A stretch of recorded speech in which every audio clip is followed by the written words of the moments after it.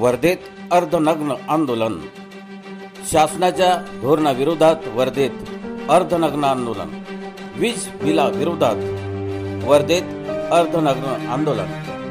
वर्धा शहरात गांधी पुतळ्यासमोर अर्धनग्न आंदोलन शासनाच्या विरोधात करण्यात आले. 300 युनिट वीज ग्राहकांना मोफत देण्यात येईल असे आश्वासन लोकसभेच्या निवडणुकीच्या वेळेस अजितदादा पवार यांनी आर्वी येथील सभेत बोलताना दिले होते. परंतु आश्वासनाची पूर्तता होत नाही आणि जनतेला त्याचा सामना करावा लागतो.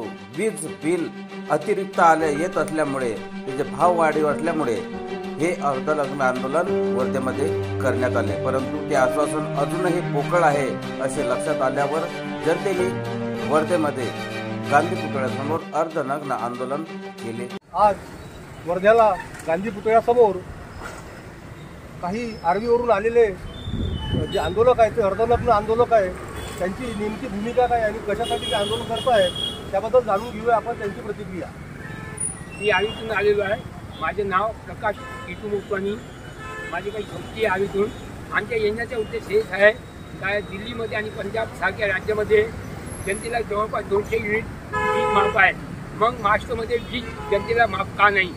आणि विद्युतची निर्मिती होत असूनही विद्युतची वीज एवढी महाग का? 9, 10, 11, 12 रुपये युनिट, 3, 4, 5, 5 हजार रुपये बिल. आमच्या आर्वीत 22/4/2024च्या सभेत लोकसभेच्या सभेत महाराष्ट्राचे उपमुख्यमंत्री माननीय अजितदादा पवार साहेब यांनी जनतेला आश्वासन दिले होते की जे बी तुम्ही वापरत असता ते 300 युनिटपर्यंत जनतेला मोफत देण्यात येणार. गरीबाला त्याचा एकही पैसा द्यावा लागणार नाही. पण अजून तो आश्वासनाची पूर्ती झाली नाही.